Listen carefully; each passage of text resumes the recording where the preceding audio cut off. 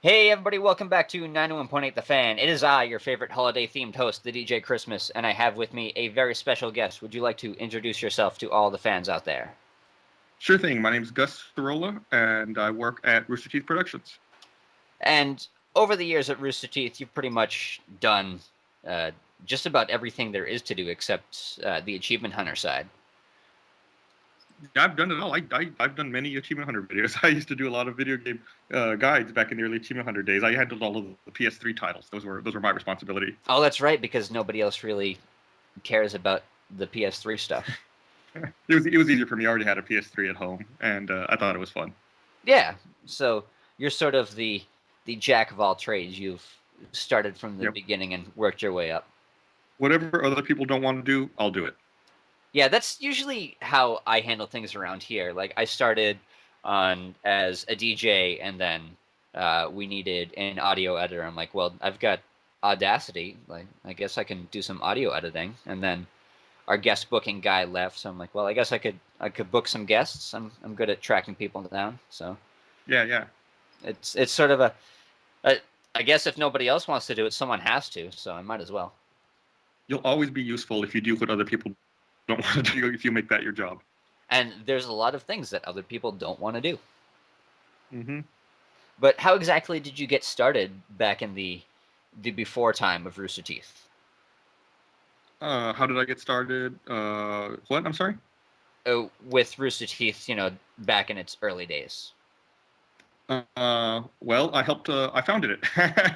I was one of the original founding members of Rooster Teeth, so it was just a collaborative effort between Bernie, Jeff, and myself. We used to make many sites to try to entertain our friends, and whenever we bored with them, we'd quit them and move on to another one. And this is just one that became popular. Yeah, it's really weird. As somebody listens to the podcast week to week, there's all the website domains that you guys just go and register on a whim, and that's how you guys even got the Let's Play YouTube channel. It was just something that Jeff's like, yeah, that'll probably be useful to have later. And I mean, and it's a and that's how we mentality. would come up with our ideas for projects. Back then it was we would register websites, and now it's like you get YouTube channels or whatever kinds of social media outlets you want. And I feel like that's not an idea that like today's internet users have. They just have an idea that sits, and then maybe eventually they'll make a YouTube that kind of has the name of what they want, but they couldn't get it because somebody was already camping the name or whatever. But when you guys have an idea, you go right for it before anything. I think one of the most recent examples of that is Simple Walk into Mordor. When Carrie came to you with the idea, is like you need to tell this to no one. Yeah, yeah. I mean, once someone else hears it, they think it's a good idea, then they'll do it. So it's like, and I knew we wouldn't be able to do it immediately. So you try to act as quickly as you can without letting anyone else know, so that no one else beats you to the punch. And It's funny. We do the immersion series as well, where we do video game steps to try to execute them in real life. And we've had, the first one we did was the third person driving of a car, where we hooked up a camera behind the truck and we blacked out all the windows inside the truck so that you couldn't see out. You can only see from the perspective of driving in a Grand Theft Auto type game. And we had another pretty prominent YouTube channel tell us that they were already working on making that video when we released ours, and then they went ahead and scrapped it because they saw we had already done it. So it's all about executing as quickly as you can on your ideas. And that's another good example of you and Jeff being guys nobody else really wanted to do it. But now you've got Michael and Gavin who are pretty much the go-to suckers. Yeah, it'll be interesting to see how they handle it. It's not fun. Yeah, I think my favorite one, I'm sure it's not one of your favorites, is the video game food. Yeah, that was rough. I think a lot of people still think that we that it was staged and that Jeff and I were in the know, but man, we had no idea that was going on. I was really upset. I would be pretty upset too. Can only imagine you were pretty mad at Bernie for about a week. Probably longer. God, there's a lot of behind the scenes, a lot of outtakes of us sitting out in the street, really angry because they picked me up, then they took me over to Jeff's house to film it, but they needed to set up in the house, so they made me and Jeff stand in the street at like what was it, like 4 in the morning. We had to stand out in the street while they got the lights set up and got the cameras ready to actually shoot, and we were miserable. We were just bad mouthing everyone the whole time. After a night of heavy drinking and maybe 2 hours of sleep, it's just Yeah, it was rough. yeah, and it just goes to show the, I guess, level of commitment, because there's that, and then uh, the immersion special with Michael and Gavin, where you guys had the car sponsor, where uh, Hmm. it's it's intense on the stomach, where you wouldn't think it would be. Yeah, the I know when we first met with the uh, the, the driver, Terry Enlow, who's actually doing the driving the car around the race. We explained the concept to him and told him we were going to make everyone eat, and Bernie said, if you can do anything, if you can drive in a certain way to make sure that they throw up, that would be great. And the driver and Terry said, "Oh, I'm really glad you said that." He said, "Because they're definitely going to throw up." I'm glad you've given me full permission, because that's exactly what I plan to do. Yeah, I think he was worried that it was impossible for him to drive in a way that would not make them up. It's as long as he had full recourse to do so, he didn't feel bad about it. Yeah. And now, after things got rolling with the website, you sort of evolved from not just voice actor, but you were the go-to tech guy for a good few years. Mm-hmm. Yeah, I managed all of our technology. God, for probably like the first 7 years of Rooster Teeth. I took care of all of that stuff until we hired Adam on, and I mean, that was a full time job by itself. Yeah, and on top of all the tech stuff, you dealt with the podcast, so you're managing pretty much 3 full-time jobs and just one guy's time. Mm-hmm. Yeah, it was a it was a lot of work. I mean, we've hired people on now, so thankfully I don't have to be as involved in those things. But I still like to keep tabs on them and see what's going on. Yeah, there's sort of things that you've started, so you want to make sure that they're running the way that you would run them anyway. Absolutely. Yeah, we have sort of the same thing here, where eventually audio editing gets to be too much for just one person to do, so we have other people do it, and I want to kind of keep an eye on whoever else is doing it, to make sure that it's like the same format and the same quality and everything Mhm. is as close to like if I was doing it myself that I could get it. Yeah, you want to make sure you keep a standard. Yeah, standards are pretty important. Mm-hmm. And now, I wouldn't say that you don't do as much, because it's still a pretty full-time job, but it seems like your biggest undertaking now is making sure that RTX runs smoothly.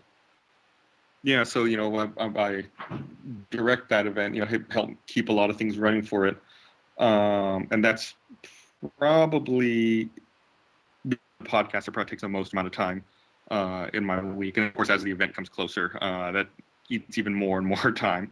But yeah, I mean that's definitely most of what I do these days. It seems like. Yeah, I mean, obviously, sometimes you joke about it on the podcast, but it's a pretty big deal to deal with an event. It was 10,000 people this year, Yeah, it was 10,000. and you guys are looking to expand that even more for next year. Yeah, we're hoping to hit about 15. It's a lot of work to make sure you have stuff for all of those people to do, and everything's set up for them. You don't want to disappoint 10,000 people. If you fail, then a small town has a bad time essentially. Yeah, and here on the radio, we always joke about our own thing, because since we're more anime focused, we go to a lot of anime conventions. I've actually got 2 that I'm going to myself this month. I've got one next weekend, and then one over Halloween in Detroit. And it's like my first time doing conventions, 2 of them that close to each other. But you guys, you do things back to back, week to week sometimes. Especially over summer. We attend a lot of events, and early on we decided that it was a good way to meet our audience and help support about what we were working on. So we actually used to go to a lot of anime conventions, like week to week, back to back, help spread the word, because there's a lot of crossover between that audience and Right. Rooster Teeth products or projects. And we don't do as many anymore, but we still definitely do a few shows a year. Yeah, I know. I think the last one you guys did was Fanime, where you showed off the yellow trailer. Was it Fanime? It was. We got a It, yellow trailer. Yellow trailer.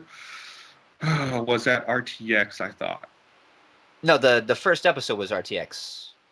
Oh, rather, the first episode was RTX. Was it Fanime who we showed the I yellow I, trailer? I want to say Fanime. It was definitely something in Texas. It Well, so was Fanime's in San Jose. San Jose. Yeah, there's so many conventions. It's hard to keep. But I know that the yellow trailer was done at a more anime convention than a gaming one, like how the black one was done at PAX East. Mm-hmm. Yeah, God, I wish I could remember. It seems like that was a lifetime ago. Yeah, and it especially not this past year, Oh, it was but Acon. It was Acon in Dallas. Acon. That's right. Not this past year, but the one before it, where Anime Boston and PAX East were on the same weekend. Yeah, they go back and forth sometimes. Yeah, it's crazy. It's all about what weekend the hotel is cheapest, and you also don't want to coincide with the Boston Marathon whenever that is, because that would just be a nightmare for everyone involved. Yeah, it's good to have it around a holiday so people can get off work or get out of school and make sure they have plenty of time to travel, enjoy the event. Yeah, which is why you guys go for RTX on 4th of July weekend. Yeah, it's great for the but it can be a little difficult for people who are going to come out and exhibit. It's harder to convince them to work on a holiday. And now, since you guys have been going to conventions for 10 years, obviously you have more insight than just us sitting around joking about how we would run an anime convention, just because we see all the poorly run ones. But what sort of process has to go in for that kind of thing? Well, I mean, it's a lot.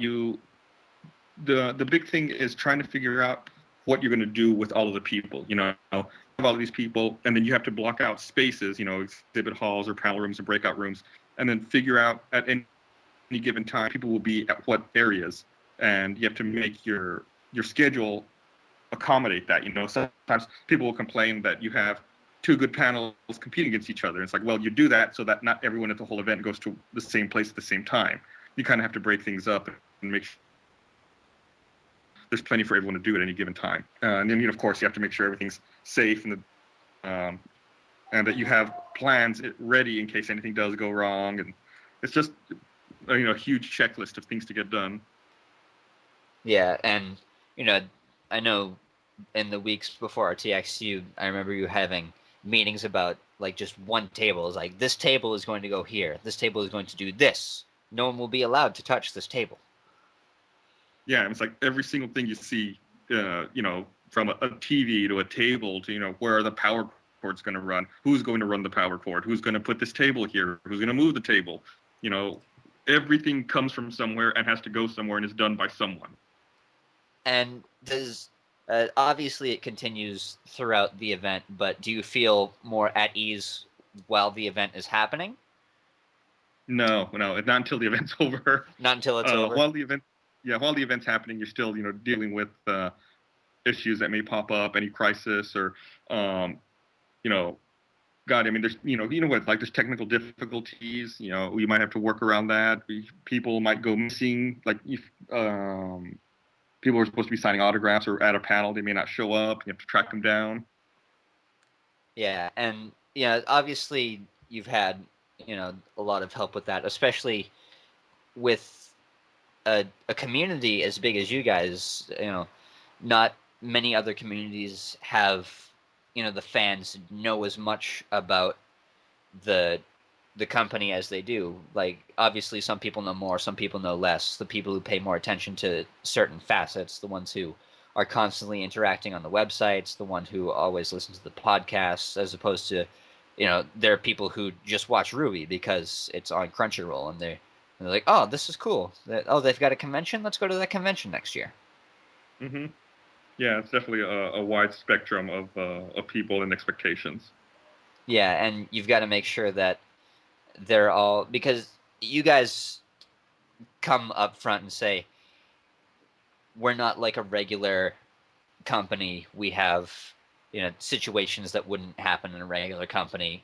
Obviously sometimes you will have alcohol, and sometimes company members will have alcohol, and sometimes Joel needs to have an eye kept on him. Yeah, it's definitely unconventional in a lot of aspects. But I think that adds to the fun of some of it. Maybe not necessarily for you, but for everyone else, which is good for everyone else involved. No, it's always fun. It's a fun place to work. Yeah, it's just the convention stress. Mm-hmm. Yeah, absolutely. It's probably, when we went in, like I said, we'd been attending conventions for many years before we decided to do it ourselves. And I thought I knew everything there was about it, but it wasn't until I actually put one on for the first time that I realized I had no idea the level of complexity. Yeah, I would say probably my worst convention experience overall was I went to a local convention here, and I have a panel I run, which is basically just me playing, the opening theme songs to anime and talking about them, and you know why I like them and why it's good for the series and what it highlights and this and that and the other thing. And I need two things for this panel. I need a projector that connects to my laptop, and I need a cable that connects to a sound system. I was lucky enough to have the one panel room that didn't have an audio cable because someone had broken it and they didn't have any spares. So Uh, 30 minutes of my hour-long panel was me looking around for some sort of spare audio cable that didn't exist, and the other half was me spent holding my talking microphone to my laptop speakers to maybe have that work, and it didn't really. So, no, next time you just sing the theme songs for everyone. well, next time I'm going to bring backup computer speakers. Yeah, probably a good idea. And yeah, obviously, in an ideal situation, you shouldn't have to have your own backup equipment for something like that, but you need to be prepared for anything, I guess, is the moral of the story at a convention. Yeah, I mean, whenever we do panels, I always make it a point to bring video and audio connector for my laptop that someone could possibly want, just to make sure that there aren't any problems getting presentation material off of my laptop onto any screen. Especially if you've got Mac laptops too, because you've got to have a VGA adapter. Right. Yeah. Well, we have as many display ports, so we have to be able to break it out to VGA, DVI, HDMI, whatever they're looking for. Yeah, and it's just one of those things that gets a little crazy sometimes. Absolutely. And now, do you have anything special that you personally are working on that you want to promote to the fans out there? Uh, right now, no. Still, the podcast. We're plugging away. We do two regular podcasts a week. We have the Rooster Teeth podcast that we live stream on Monday evenings, and we have the Patch, which is our video game podcast, which is done on Wednesday afternoons. We're working on adding some more podcast type programming in. No real time frame on that yet, and occasionally I'll work on podcast Let's Plays that will release on Saturdays, but that's not a regular thing. It's whenever I find a game and I think it's funny. Yeah, and you guys do the occasional spoiler cast, which I would like to listen to, but I haven't actually finished any of the topics that you guys are spoiling. So Mm, I think the only one that I listened to was the Mass Effect one, which was at the end of a regular podcast because I just didn't mind, right. and I wanted to get sort of a basis before I played the Mass Effects. Now that uh, they've released them all in one convenient format, so I sort of had Mm, a basis of what to go on. But for stuff like Breaking Bad, I don't want to ruin that for myself. yeah. Hopefully, I think the plan is right now. Two more spoiler casts done. Hopefully this October. I think we have some good topics. They'll be pretty time interested in. I don't know the dates we're going to be releasing those yet, but we're planning on doing two more this month. Well, that's always good for any of the fans who share the same taste that you do. I know um, sometimes I'll just listen and look something up. I think because of you guys, I found the train simulator video, uh, and that I had heard you guys talk about it once or twice. I'm like, oh, whatever this train simulator thing is. But then it came around for the annual podcast awards. I'm like, well, I guess if it's good enough to get on the podcast awards, I have to check it out. And Yeah, probably one of the I'm better. glad you did. It's a fantastic video. It's probably one of the better decisions of my YouTube browsing history. And then I go on to find out that it was around the same time that I was getting into League of Legends that same guy does League of Legends videos. So I just subscribed to him. Like, oh well, this other thing that I enjoy. Great. It's awesome when your likes collide like that. They have that intersection. Yeah, and that's pretty much the basis for Rooster Teeth. I mean, obviously, they're the people who were fans of Halo that got into it from that, and now they're the anime fans who are enjoying it via Ruby, especially with it being on Crunchyroll. Pretty much the only complaints I hear about Ruby is that they're too short and they want the episodes to be longer. It might actually kill our animators if we try to make it any longer. Yeah, I wouldn't really want to pressure them too much. I don't think Monty gets enough sleep as it is.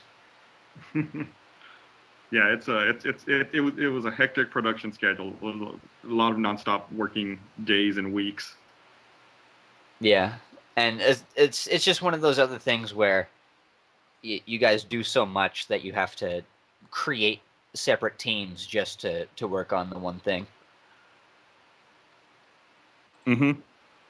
So obviously there's a podcast. I actually saw something pop up on Twitter right before we got started. I guess you guys have a new print that Miles did in Yeah, the store.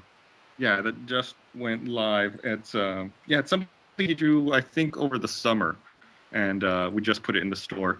I'm a terrible salesperson. I don't know how much it cost. It's the Decade of Rooster Teeth print that I've got it. I'm frantically trying to look it up. I've got it pulled up here in the store. It's an 11 by 11 print.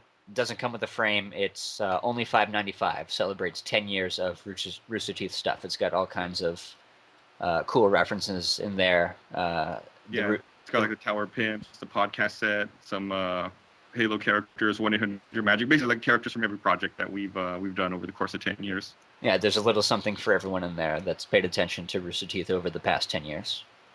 Mm-hmm. It's and what a great deal at only $5.95. And obviously, you guys have a new T-shirt every Tuesday. Mm-hmm. Yep, T-shirt Tuesday. This week's is the Hierarchy of Pain, which is a breakdown of all of the different made up words that you guys use for painful things that happen. Oh, that's always fun. I think last week was the matching Ruby silhouette sets for right. Yang, Weiss, and Blake to go with the regular logo silhouette. Mm-hmm. And a lot of those are really fun. I actually used to work at a theme park over the summer last year, and somebody had one of their bags had a bunch of Rooster Teeth podcast buttons on it. I'm like, oh, I also enjoy Rooster Teeth. I did not know this about you. Cool. It's an interesting way to discover people who like the same things you do. I'm always happy when I'm in public and I wear a Rooster Teeth shirt.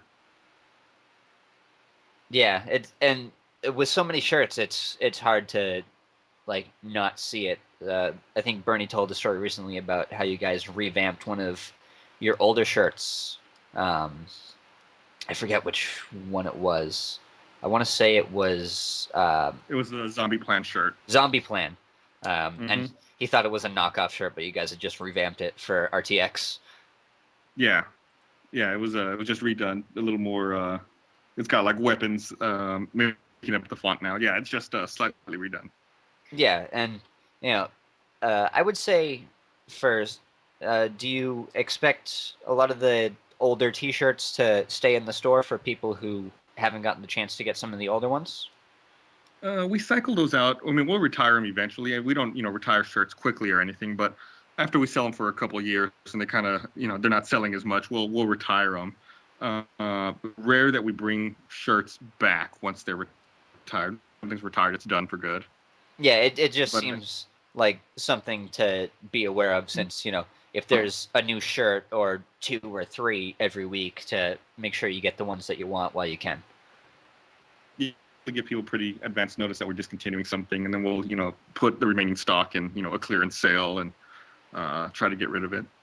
Yeah, like the Achieve shirts, the camping, all the, and any shirt that you could possibly want, just make sure you've got it. Mm-hmm. Absolutely. I'm definitely looking to pick up a Ruby shirt because I like it. It's simple. I like shirts that are simple. Well, we have quite a few to help you with that. Yeah, as opposed to, some of them they're not necessarily references that I don't get, but they just seem too busy. And it's not that I don't like them; it's just that I don't want to be standing around in public and I have somebody staring at me and they're trying to read my whole shirt before I walk away. Yeah, you're not sure whether to throw your wallet at them and run away or ask them what's going on. Yeah, I've got just a baseball cap with a bunch of buttons on it, and I'll see people staring at me for an extended period of time, and I'll just resort to taking my hat off and throwing it to them. It's like, here, take as much time as you like. Yeah, of course. Yeah, I can see that. And other than that, obviously, Red versus Blue season 11 is still going strong. You're, pretty much a guaranteed recurring character in that. I'm fucking locked in. I've been there I've been there for many years. I'm set. Hopefully I don't get written out. Yeah, that I don't think Simmons is the most likely to be written out. There are a few other characters who I would maybe put above Simmons. I mean, obviously Donut has had his periods of missing Donut and Doc while they're off having their side adventures, but Simmons is a pretty big staple.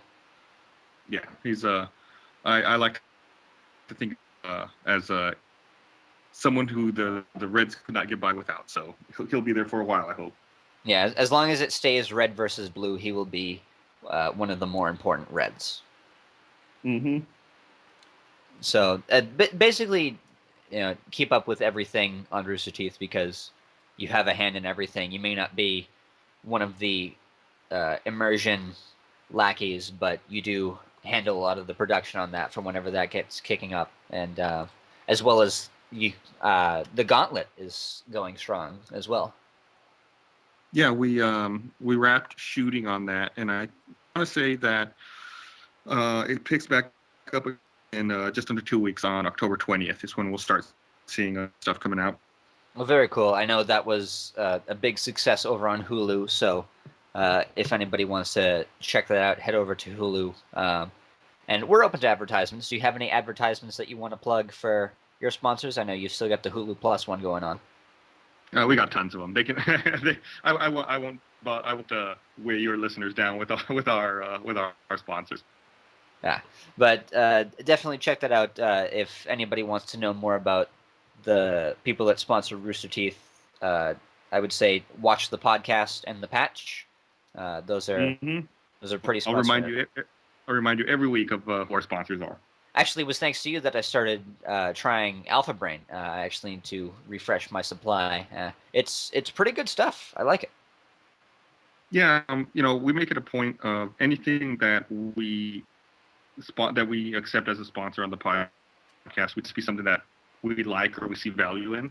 And that's one thing that I was skeptical of when I first started trying it, and I noticed a difference right away. And some people say they don't feel anything, and that's to be expected. Everyone's a little different. But yeah. For the people who don't feel anything, they have like a full money back guarantee. You get your money back if you keep the product. Yeah, if nothing else, it definitely helps you get a better, more restful sleep, even if you're not getting as much of it. I've been lax in renewing my supply because until just recently I was working a third shift job at a gas station, so I wasn't sure when would be the best time to take it, because I would work from 10 to 7 or from 10 to 6 and then come home and sleep until about noon. And I'm like, well, should I take it before I leave work? Should I take it when I get home from work? I'm not sure. So yeah. Now that I'm back, when you have an unconventional sleep schedule, it can be a little tricky. Yeah, but now that I have a sleep schedule like a normal working human being, I'll probably refresh my supply. I'll have to get on that. Nice. And I know one of the other, I'm not sure if I would say satisfied customers is Monty. I know when you had him talk about it on the podcast, he wasn't sure if he was dreaming right then or not. Yeah, that's a scary thought. Like an even more focused Monty. I don't know if there's any computer in the world ready for him. Yeah, it not only a more focused Monty, but a Monty with more intense dreams. Like, now that there exists a product to give intense dreams, we need something to view dreams as people have them, so we can see the kind of crazy stuff that they see. Yeah, God, I hope that doesn't come anytime soon. But do you have any words of wisdom for the fans out there? Anybody who wants to, maybe do what you guys do over at Rooster Teeth? It's hard for me to give people advice on how to do what we do. When we started, it was a video delivery on the internet didn't really exist. There was no YouTube, and it was pretty difficult. Didn't have much competition. Nowadays, it's supposedly there's like 22 hours of video uploaded to YouTube every minute. So it's hard to get noticed amongst all of that content that's being created. What I typically tell people is, as long as you are consistent, have a release schedule, stick to it, so that people know when to expect stuff from you, and don't get discouraged, just keep at it. I think one of the best things someone can do is have a good back catalog of videos. That way, if one of them does get popular, when people see it, they can see what other videos you have and go through them.